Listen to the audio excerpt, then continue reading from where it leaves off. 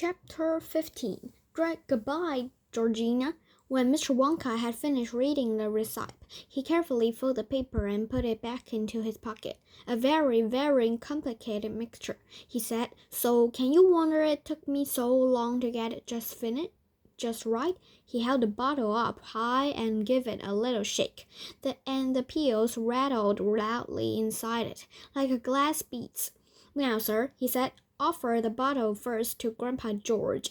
Will you take one peel or two? Will you smoothly swore, said Grandpa George, that it will do what you say it will and nothing. It will, and nothing else. And nothing else? Said Mr. Wonka placed his free hand on his heart. I worried, he said. Charlie ate forward. Grandpa Joe came with him. The two of them always stayed close together. Please excuse me for asking, Charlie said, but are you really absolutely sure you've got it right, quite right? Whatever makes you ask a funny question like that, said Mr. Wonka. I was thinking of the gum you give to Violet Beauregard, Charlie said. So that's what's bothering you, cried Mr. Wonka. But don't you understand, my dear boy, that I never did give that gum to Violet? She snatched it without permission, and I shot, stop, don't spit it out. But the silly girl took no notice of me.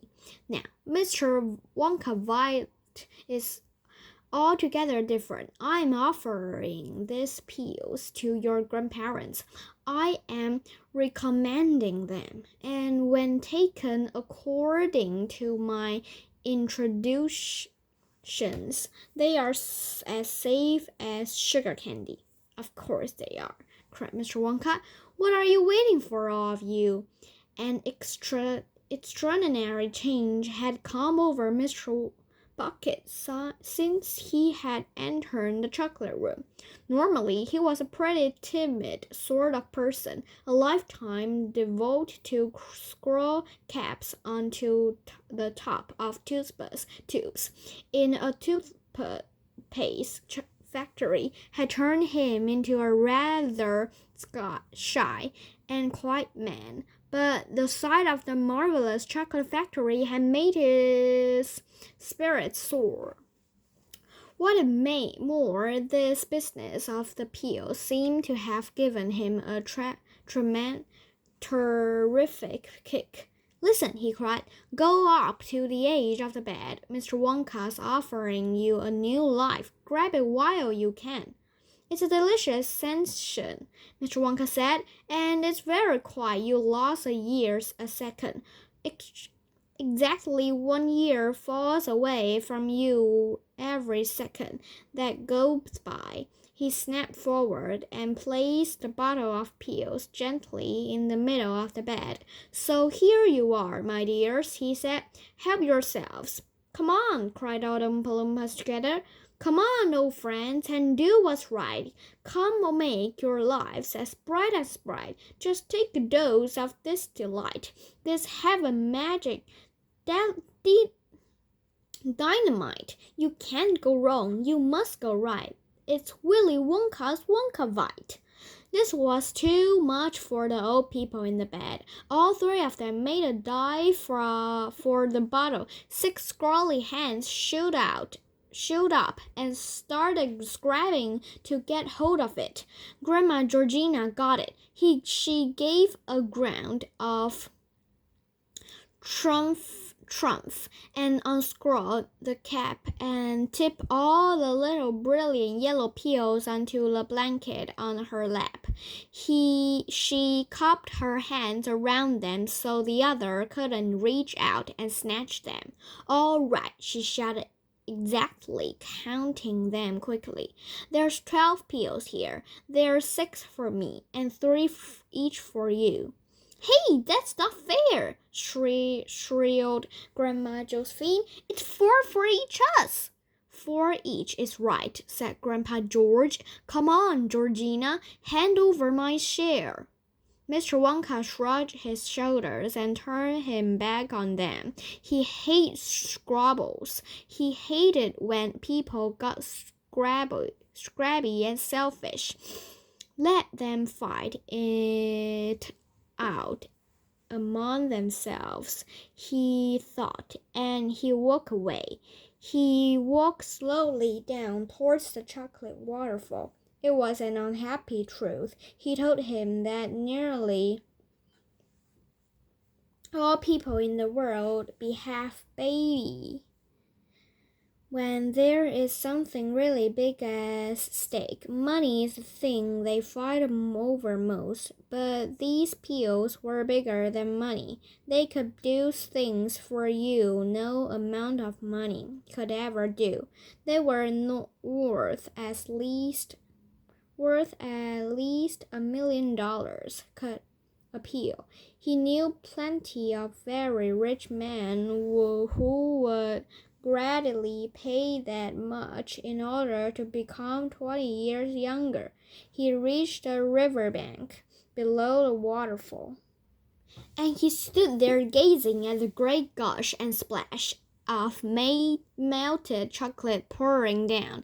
He held hope the noise of the waterfall would drown and arguing voice of the old grandparents in the bed. But it didn't. Even with his back to them, he still couldn't help hearing most of what they were saying. I got them first, Grandma Georgina was shouting, so they're mine to share out. Oh, no, they're not, shrilled Grandma Josephine. He didn't give them to you. He gave them to all three of us. I want my share, and no one's going to stop me getting it, yelled Grandpa George. Come on, woman, hand them out. Over.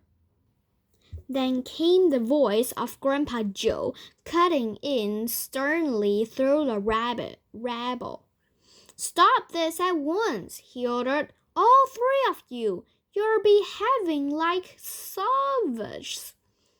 You keep out of this, Joe, and mind your own business, said Grandma Josephine. Now, you be careful, Josie, Grandpa Joe went on. 4 is too many for one person anyway. That's right, Charlie said. Please, Grandma, why don't you just take 1 or 2 each, like Mr. Wonka said, and they'll leave some for Grandpa Joe and Mother and Father. Yes, cried Mr. Wonka, I love one. Oh, wouldn't it be wonderful, said Mrs. Bucket, to be 20 years younger and not have headaches feet any more. Couldn't you spare just 1 for each us, Mother? I'm afraid not, said Grandma Georgina. These peels are specially reserved for us three in the bed. Mr. Wonka says so. I want my share, shouted Grandpa George. Come on, Georgina, dish them out. Hey, let me go, you brute, cried Grandma Georgina. You're hurting me. Oh, all right. I'll share them out if you'll stop twisting my arm. That's better. There's 4 for Josephine, and 4 for George, and 4 for me. Good, said Grandpa George. Now, who's got some water? Without looking around, Mr. Wonka knew that 3 Oompa Loompas would be running to the bed with 3 glasses of water. Oompa Loompas were always ready to help. There was a brief pause, and then, well, here goes, cried Grandpa George. Young and beautiful, that's what I'll be, shouted Miss Grandma Josephine. Farewell, old age, cried Grandma Georgina. All together now, down the hatch. Then there was silence. Mr. Wonka was itching to turn around and look, but he forced himself to wait. Out of the corner of one eye, he could see a group of Oompa Loompas, all motionless, their eyes fixed intently in the direction of the big bed over by the elevator. Then Charlie's voice broke the silence. "Wow!" he was shouting.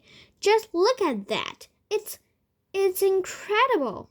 "I can't believe it," Grandpa Joe was yelling. "They're getting younger and younger. They really are. Just look at Grandpa George's hair and his teeth," cried Charlie. "Hey, Grandpa, you're getting lovely white teeth all over again." "Mother," shouted Mrs. Bucket to Grandma Georgina. "Oh, Mother, you're beautiful. You're so young. And just look at that," she went on, pointing at Grandpa George. "Isn't he handsome?" "What's it feeling like, Josie?" asked Grandpa Joe excitedly. "Tell us what it feels like to be back to 30 again." "Wait a minute. He looked younger than 30. You can't be a day more than 20 now. But that's enough, isn't it? I should stop there if I were you. 20 is quite young enough." Mr. Wonka shook his head sadly and passed a hand over his eyes. Had you been standing very close to him, you would have heard him murmuring softly under his breath, "Oh dear, dearly me. Here we go again."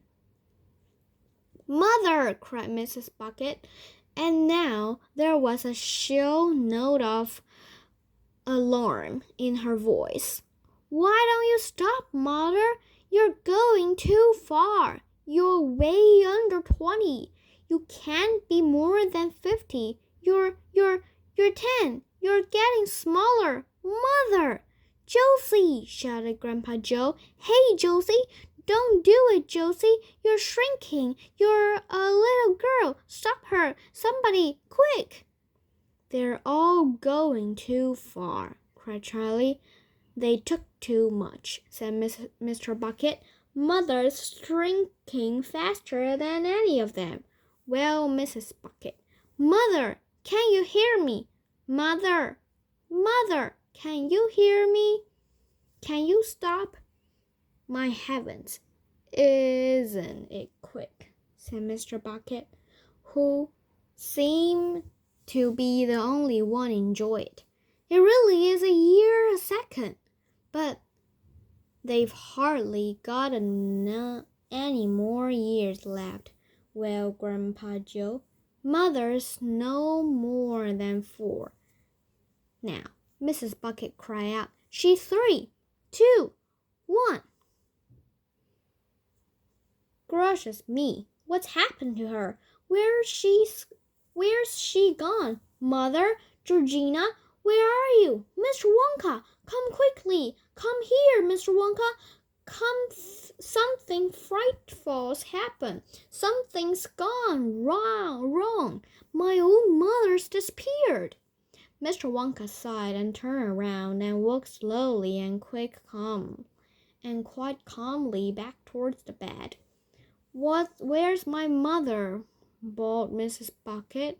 "Look at Josephine," said Grandpa Joe. "Just look at her, I ask you." Mr. Wonka looked first at Grandma Josephine. She was sitting in the middle of the huge bed, bowling her head off. "Wah, wah, wah," she said. "Wah, wah, wah, wah, wah." "She's a screaming baby," cried Grandpa Joe. "I've got a screaming baby for a wife." "The other one's Grandpa George," Mr. Bucket said, smiling happily.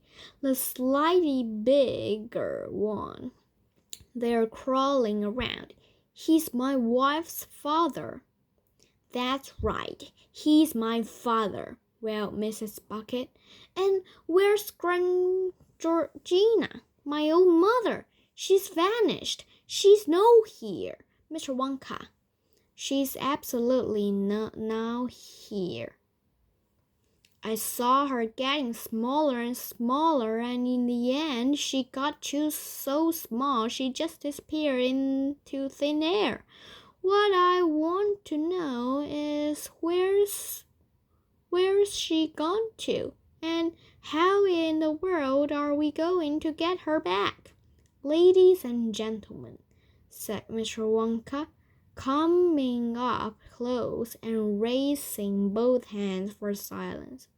Please, I beg you, do not ruffle yourselves. There's nothing to worry about. You call it nothing? Cried poor Mrs. Bucket. When my old mother's gone down and drowned, and my father's a holy baby. A lovely baby, said Mr. Wonka. I quite agree, said Mr. Bucket. What about my Josie? Cried Grandpa Joe. What about her? Said Mr. Wonka. Well, a great improvement, sir, said Mr. Wonka. Don't you agree? Oh, yes, said Grandpa Joe. I know! What am I saying? She's a holy baby. But in perfect healthy, said Mr. Wonka. May I ask you, sir, how many pills she took? 4, said Grandpa Joe glumly. They all took 4.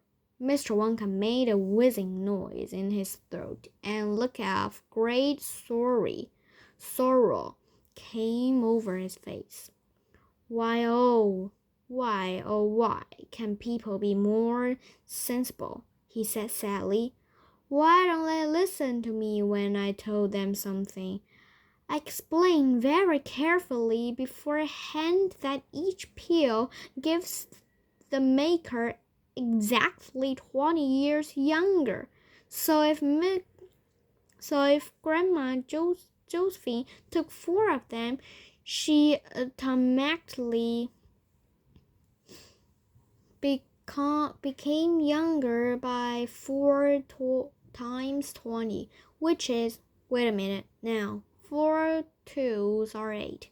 Add enough. That's 80.